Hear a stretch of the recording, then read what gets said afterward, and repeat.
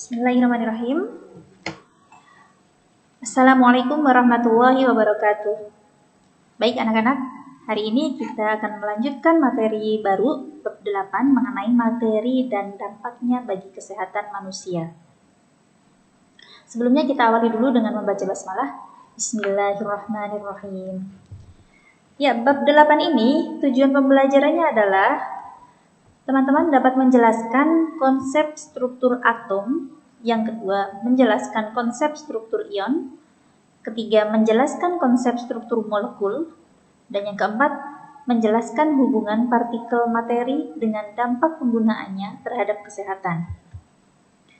Nah, yang akan kita pelajari kali ini, yang pertama tentang atom, yang kedua tentang ion, yang ketiga tentang molekul, yang keempat materi dalam kehidupan sehari-hari, dan yang terakhir adalah dampak penggunaan materi tersebut untuk kesehatan. Partikel-partikel penyusun materi. Nah, materi itu adalah suatu zat yang memiliki massa dan menempati ruang. Contohnya adalah benda-benda di sekitar kita, baik dari zat padat, zat cair, maupun gas. Udara merupakan materi, kertas materi, masker materi, tempat minum ini juga merupakan contoh materi, dan masih banyak lagi. Nah, partikel-partikel penyusun materi ini ada 3. Yang pertama adalah atom, yang kedua ion, yang ketiga molekul. Ion dibagi menjadi 2, yaitu kation dan anion. Molekul dibagi menjadi 2, molekul unsur dan molekul senyawa. Ya, yang pertama adalah atom. Pengertian atom secara sederhana, teman-teman bisa melihat dalam video berikut. Perhatikan baik-baik ya. Oke, halo, kali ini kita akan belajar mengenai atom. Nah, secara sederhana, atom itu bisa dijelaskan. Ini satu lembar kertas merupakan contoh dari materi. Ini juga materi ya. Dan kita juga materi masker, materi media, itu materi. Nah, kalau atom kita ambil contoh, misalnya satu lembar kertas, materi satu lembar kertas, kita lipat menjadi 2.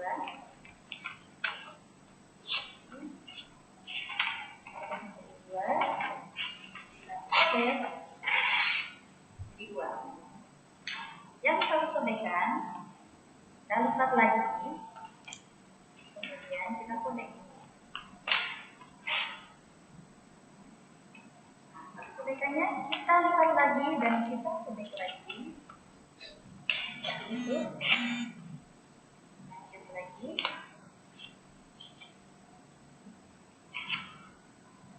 Lipat lagi. Sobek lagi. Ukurannya semakin lama menjadi semakin kecil, tapi masih bisa kita sobek. Kita bagi 2.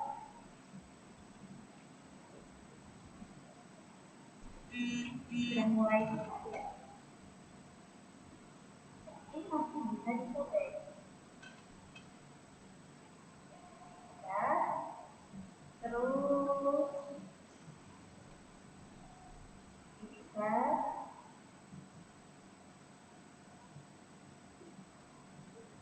bisa lagi dan mulai besar. Ini begini nih. Masih dicoba lagi ya. Kita coba tetap membagi menjadi 2. Oh, oke, masih bisa. Ini juga masih bisa. Walaupun ukurannya sudah tidak sama. Bisa. Masih bisa juga. Kalau nggak bisa pakai jari, bisa pakai gunting atau pakai cutter. Nah, sampai kecil sekali, sampai kita tidak bisa membaginya lagi.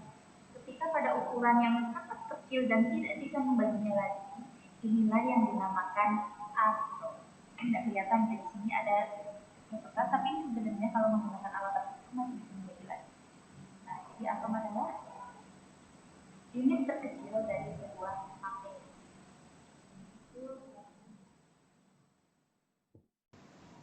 Ya, itulah tadi penjelasan sederhana mengenai pengertian apa itu atom.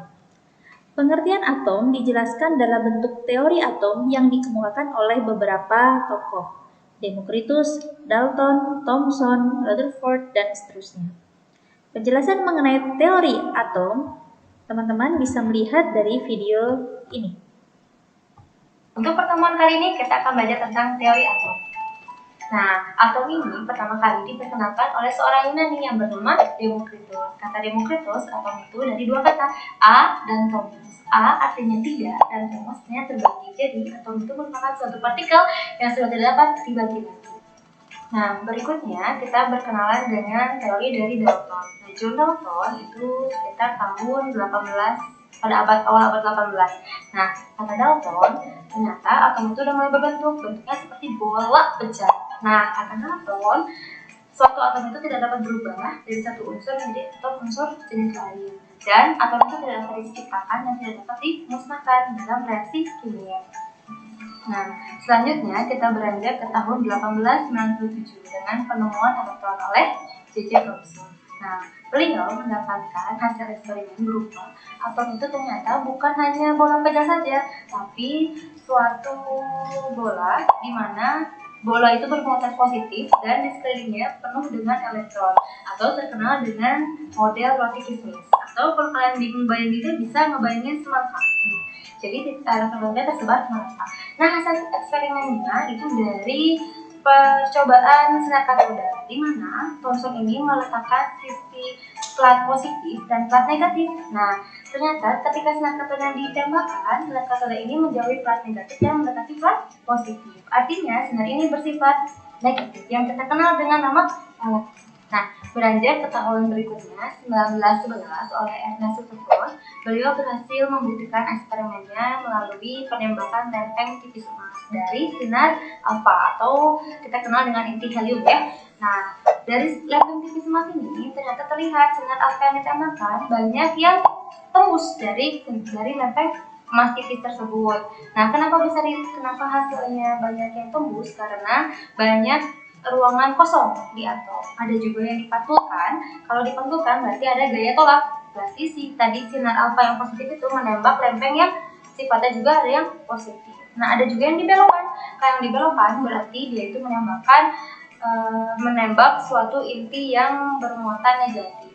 Nah, dari sini Rutherford menyimpulkan bahwa atom itu ternyata terdiri dari suatu bola yang di dalamnya itu ada inti terdiri dari proton dan neutron dan dikelilingi oleh elektron dan banyak ruang kosong di antara.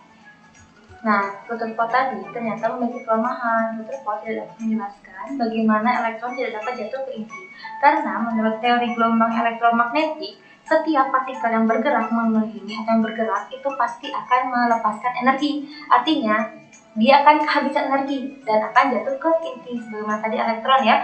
Nah, ternyata elektron tidak jatuh ke inti. Artinya ada kelemahan yang Rutherford tidak dapat jelaskan. Nah, kelemahan ini dilengkapi oleh Niels Bohr pada tahun 1913. Beliau mengatakan bahwa elektron itu tetap berada pada lintasannya. Artinya elektron ini tidak akan jatuh dan tidak dapat berpindah kecuali elektron ini menerima atau melepaskan energi. Ketika elektron menerima energi, dia mengalami proses eksitasi, artinya dia bisa berpindah dari kulit dalam ke kulit luar. Nah, ketika dia melepaskan energi, berarti dia melalui proses transisi, artinya elektron dapat berpindah dari kulit luar ke kulit dalam. Ya, itulah tadi beberapa teori model atom. Ya, selanjutnya, untuk penjelasan atom tadi sudah, nah molekul dan ion akan dijelaskan di video ini. Perhatikan baik-baik videonya. Inilah bagian-bagian dari atom. Ya, bentuknya adalah seperti ini. Nah, bagiannya ini apa disebutnya? Ada dua komponen utama, yaitu nukleon atau inti atom. Kemudian di luarnya adalah kulit atom. Nah, kita balik kayak tadi, ke kacang atom. Kacang atom bentuknya kan ada kulit putih, dalamnya ada kacang. Nah, atom ternyata memang bentuknya seperti itu. Ada kulit dan ada inti. Ya, ada kulit dan ada inti. Nah, kita bedah lagi. Di inti itu ada apa? Di kulit itu ada apa? Kita lihat di sini di inti, ya. Di inti ada proton namanya, yaitu partikel yang bermuatan positif. Sedangkan satu lagi namanya adalah neutron. Dia tidak bermuatan atau bermuatannya netral. Ya, jadi dalam inti atom ada partikel namanya proton bermuatan positif dan juga neutron bermuatan netral atau nol. Ya. Kemudian di kulit atom dia terdapat apa? Di sini nih, partikel apa namanya ini? Namanya adalah elektron. Dia bermuatan negatif. Ya. Jadi di inti ada proton dan neutron, proton positif, neutron netral. Sedangkan di kulit ada elektron yang bermuatan negatif.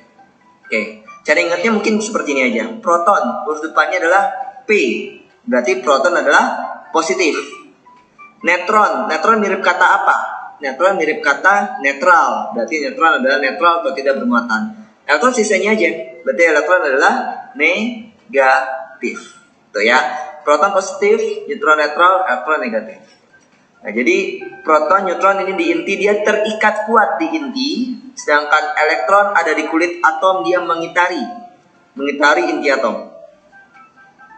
Konsekuensinya apa? Yang di inti dan di kulit, ya, konsekuensinya adalah partikel yang berada di inti dia terikat kuat, sehingga dia tidak bisa lepas, tidak bisa keluar dan tidak bisa masuk ke dalam atom. Ya, konsekuensi seperti itu. Sedangkan elektron karena dia berada di kulit di luar, ya, maka dia bisa keluar atau masuk atom. Dia bisa keluar atau masuk atom.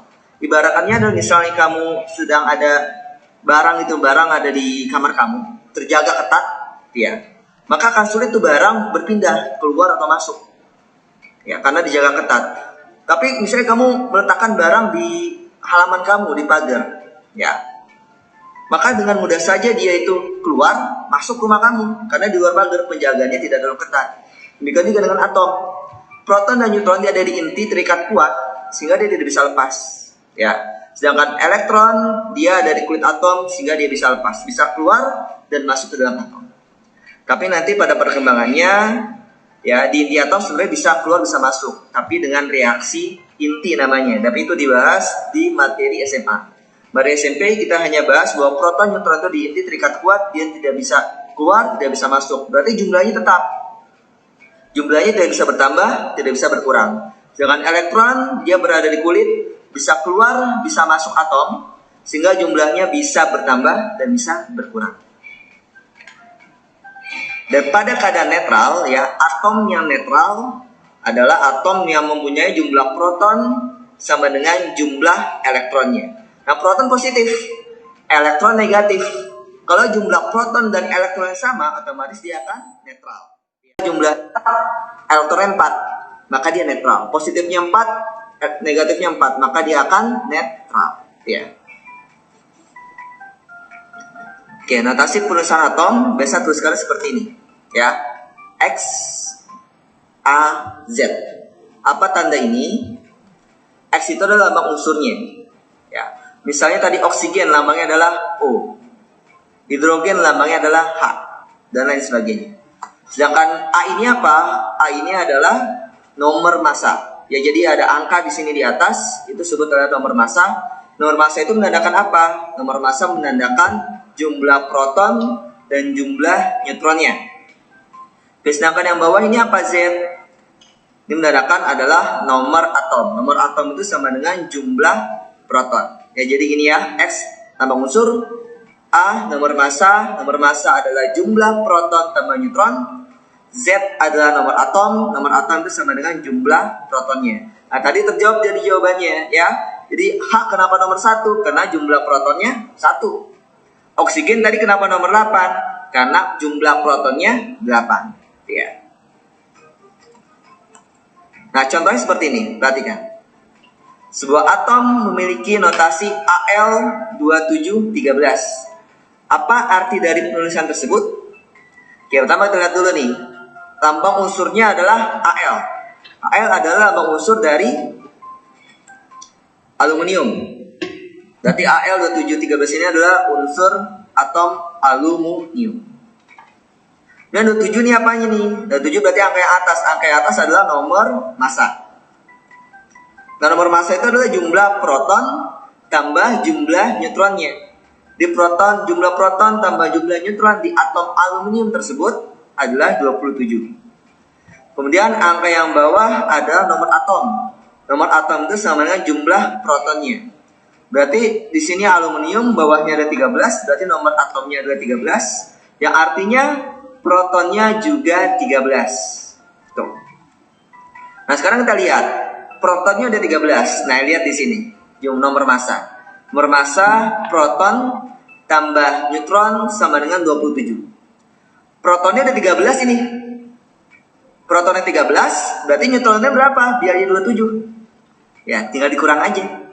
Berarti jumlah neutronnya adalah 27 kurang 13 sama dengan 14. Ya, agar jumlah proton tambah neutron 27, maka neutronnya adalah 14. Oke, kita sudah dapat protonnya 13, neutronnya 14. Nah, sekarang elektronnya berapa? Nah, dari tadi ya, bahwa atom yang netral jumlah protonnya sama dengan jumlah elektron. Berarti kalau misalnya protonnya kita udah tahu 13, maka elektronnya secara otomatis juga 13, ya. Jadi konsep atom yang netral bahwa jumlah proton sama dengan jumlah elektronnya. Jumlah yang positif sama dengan jumlah yang negatifnya, yaitu 13. Jadi arti penulisan Al2713 ini artinya adalah atom aluminium yang memiliki 13 proton, 14 neutron, dan 13 elektron. Ya, nanti variasi soalnya bisa dari notasi atom ini. Ya, di atas Bapak ulangi, di atas adalah nomor massa, jumlah proton tambah jumlah neutron, bawahnya adalah nomor atom adalah protonnya. Ya. Oke, sekarang kita masuk tentang molekul. Oke, perbedaannya apa nih? Tadi atom, sekarang molekul. Oke, simple gini aja. Kalau atom dia sendirian. Tadi kan oksigen O aja sendirian. Kemudian tadi hidrogen H sendirian. Kemudian Fe besi itu sendirian, yaitu adalah atom. Sedangkan molekul adalah dua atom atau lebih yang saling berikatan. Nah, perbedaan lihat di sini. Atom dia sendirian, kalau molekul dua atom atau lebih yang saling berikatan. Jadi kalau ada dua atom yang tidak berikatan, maka tidak disebut molekul.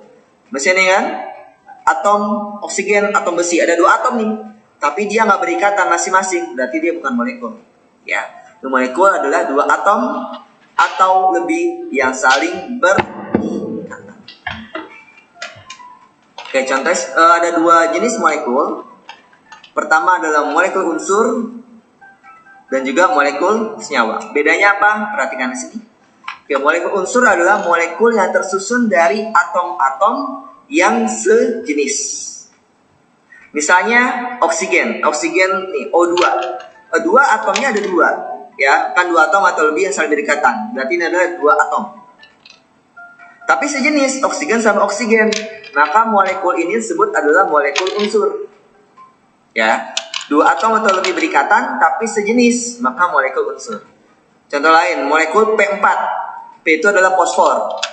P-nya ada 4 nih berikatan. Berarti dua atom atau lebih yang berikatan adalah molekul. Berarti ini adalah molekul.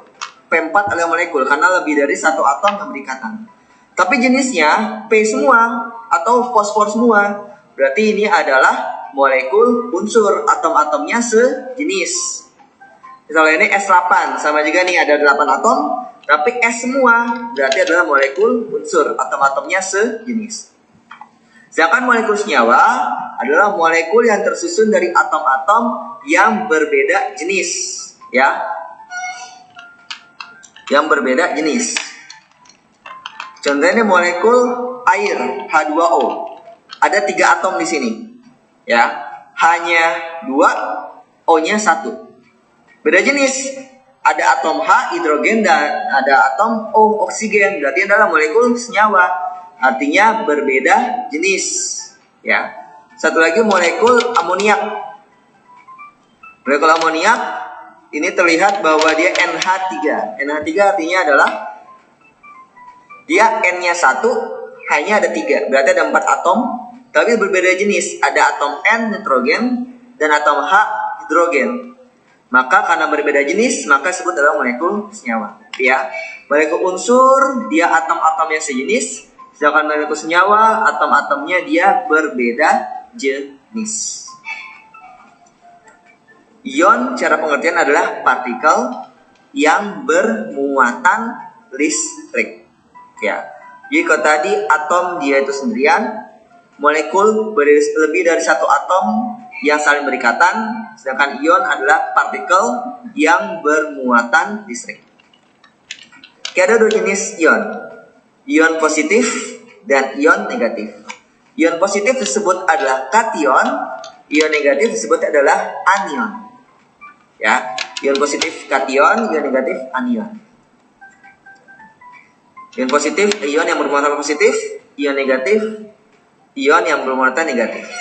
Nah, gimana dia bisa bermuatan positif? Gimana dia bisa bermuatan negatif? Oke. Paulang dari tadi pengertian atom. Atom itu adalah netral. Netral artinya jumlah proton sama jumlah elektronnya sama. Jumlah positif sama jumlah negatifnya sama. Misalnya, 4 proton, 4 neutron. 4 proton, 4 elektron. Ini netral. Karena proton sama elektronnya sama. Dia ada netral. Sedangkan kalau misalnya 4 proton, elektron cuma 3. Berarti dia bermuatan positif. Kenapa? Protonnya lebih banyak. Yang muatan positifnya lebih banyak. Ya. Sedangkan kalau misalnya sebuah atom ada 4 proton, 5 elektron. Ya. Berarti ini adalah bermuatan negatif. Kenapa? Elektronnya lebih banyak. Protonnya 4, elektronnya 5. Berarti bermuatan negatif. Elektronnya lebih banyak. Yang bermuatan positifnya lebih banyak. Ya, elektronnya lebih banyak. Di ion positif artinya adalah jumlah protonnya lebih banyak daripada jumlah elektron. Ya. Sedangkan ion negatif jumlah elektronnya lebih banyak daripada jumlah proton. Ya. Positif protonnya lebih banyak.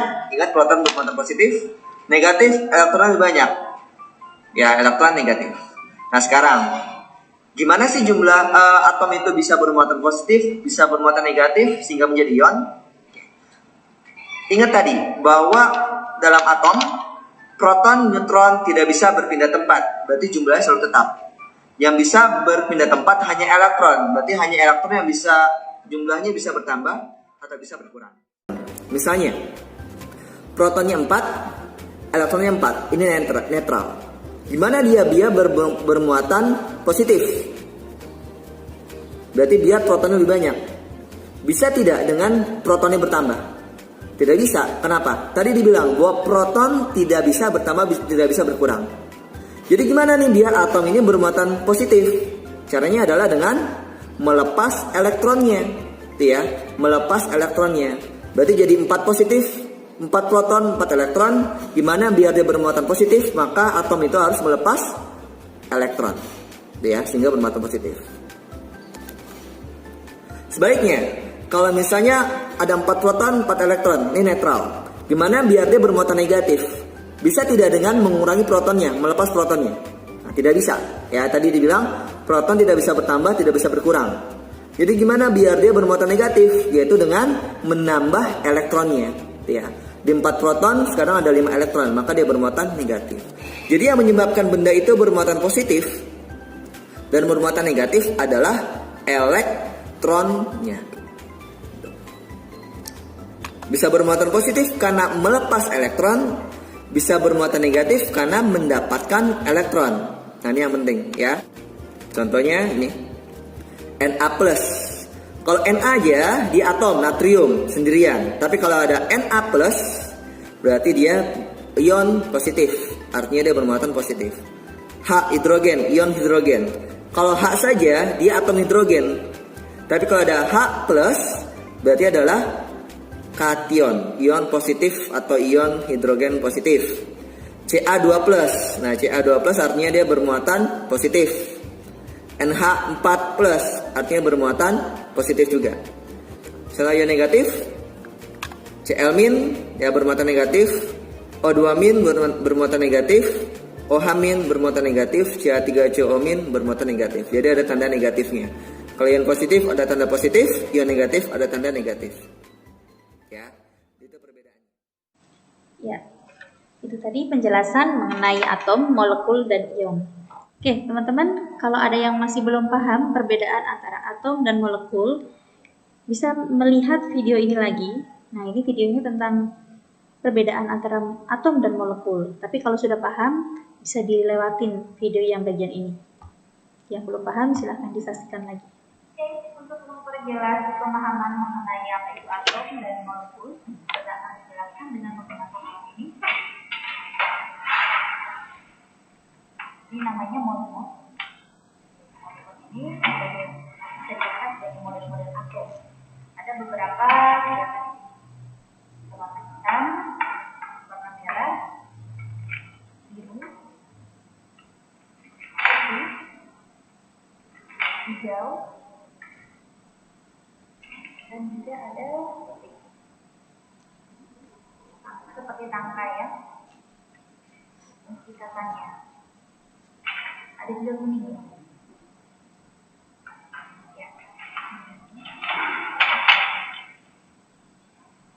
Nah, untuk model atom ini ada berbeda-beda warna. Setiap warna mewakili satu jenis atom. Jadi atom itu hanya terdiri dari satu saja. Ini atom. Ini warna-warna ini berbeda-beda menimbulkan atom-atom yang berbeda juga. Contohnya hitam, ini karbon atau karbon, merah atau oksigen, kuning, sulfur, biru, nitrogen, hijau, Cl,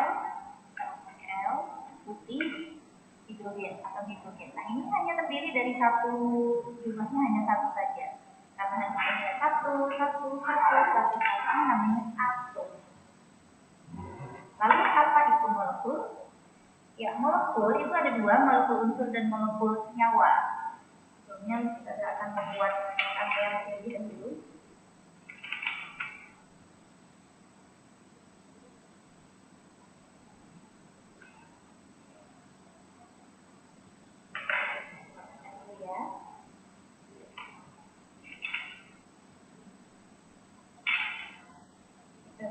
Yang merah tadi adalah oksigen.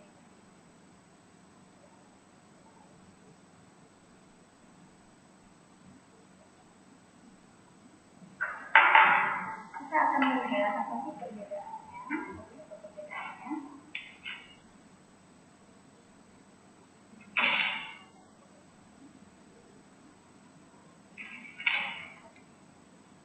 Kemudian kita ini makan katanya panjang, katanya apakah. Kemudian kita pasangkan dengan yang merah.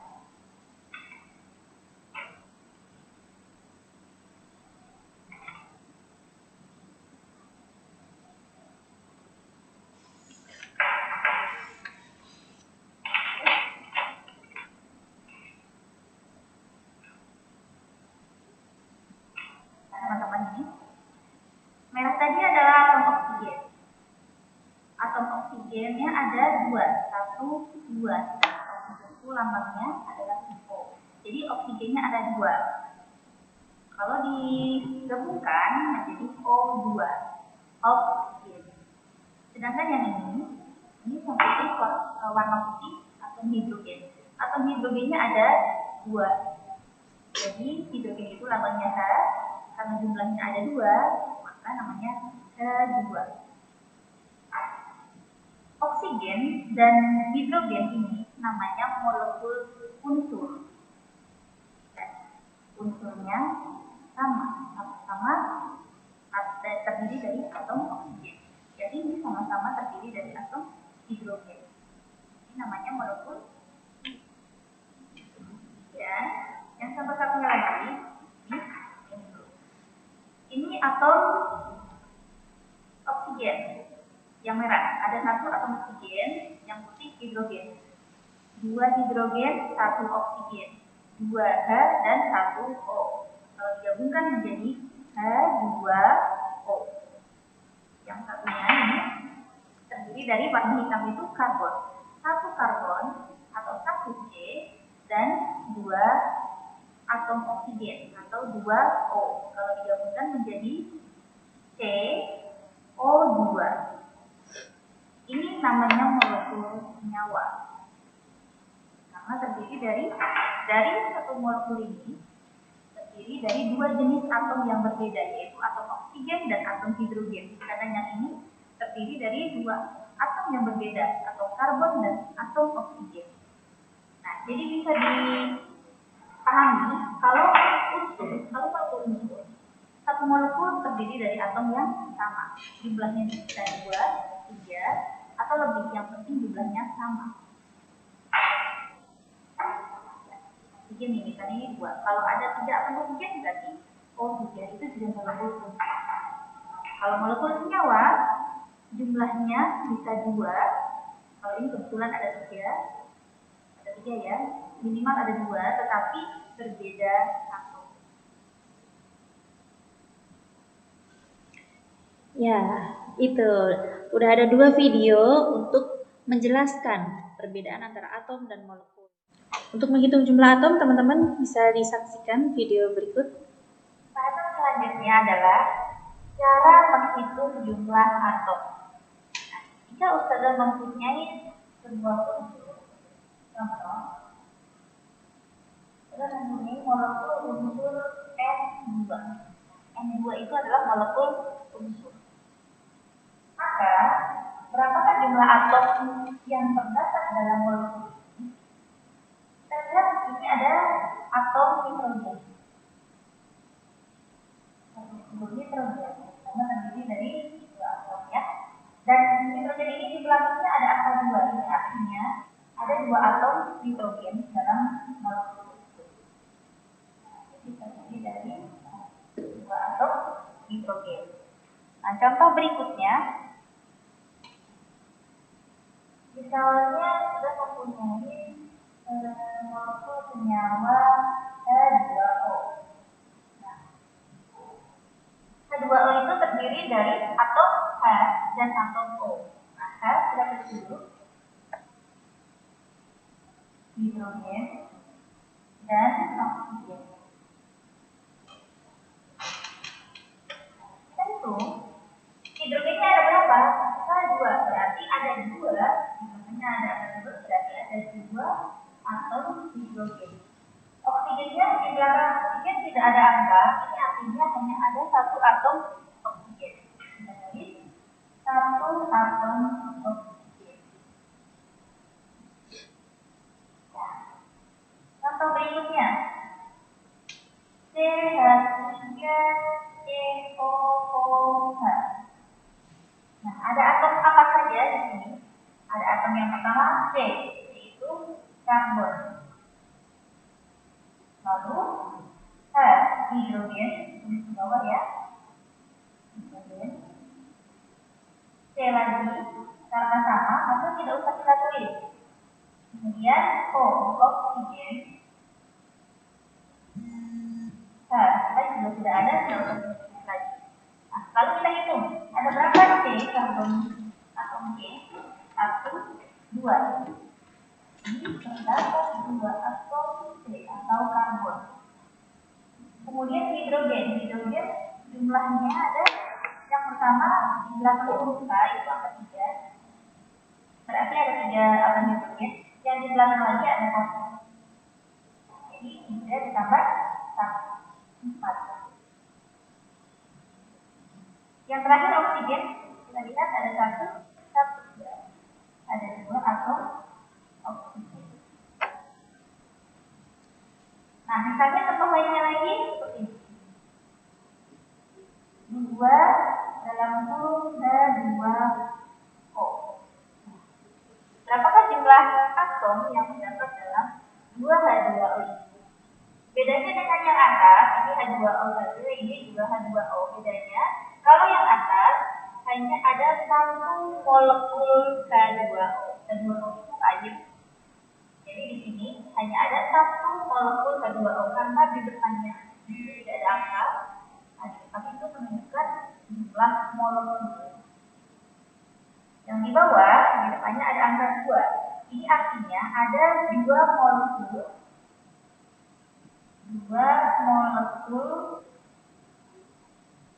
senyawa air.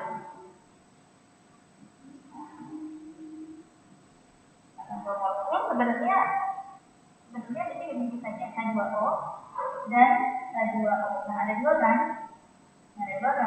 Tapi diringkas tulisannya menjadi seperti ini, 2 H2O. Jadi, jumlah atomnya adalah,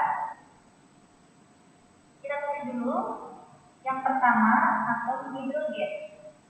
Hidrogennya berjumlah, yang di dalam kurung dulu ya, kita hitung di dalam kurung. Yang di dalam kurung hidrogennya ada 2. Nah, karena ada 2 molekul, maka ini dikali depannya, 2 dikali 2. 2 dikali 2 sama dengan 4 atom hidrogen. Terus untuk oksigennya berapa? Oksigen, kita lihat oksigen di sini 1. Kemudian dikalikan yang bagian depannya. 1 dikali 2 molekul air, artinya 2 atom oksigen. Kalau kita bingung dengan seperti ini, maka kita bisa pecah menjadi 2, H2O dan H2O. H2-nya yang di sini hanya 2, yang di sini 2, tapi 2 tambah 2, 4. Oksigennya di sini 1, yang belakang 1, yang 2. Nah, kita dengan cara seperti itu. Contoh satu lagi. Misalnya punya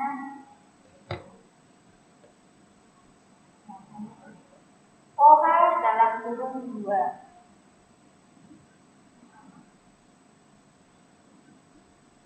Nah, kalau di luar kurung di sini ada angka, artinya di luar ini miliknya dua-duanya, miliknya O dan H.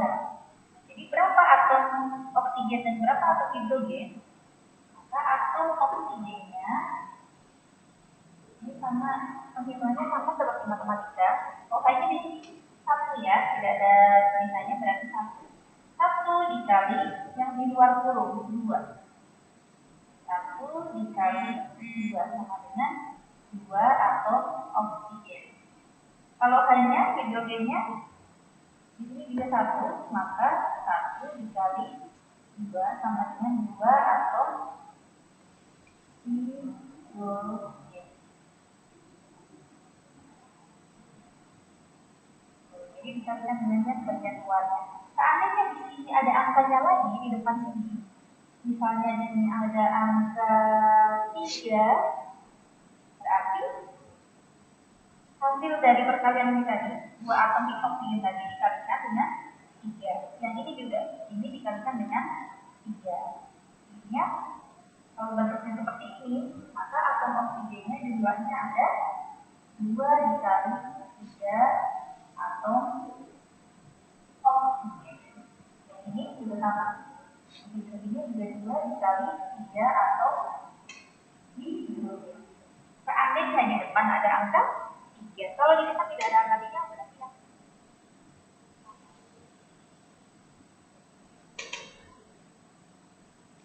Ya, itu tadi penjelasan menghitung jumlah atom. Mudah-mudahan bisa dipahami oleh teman-teman.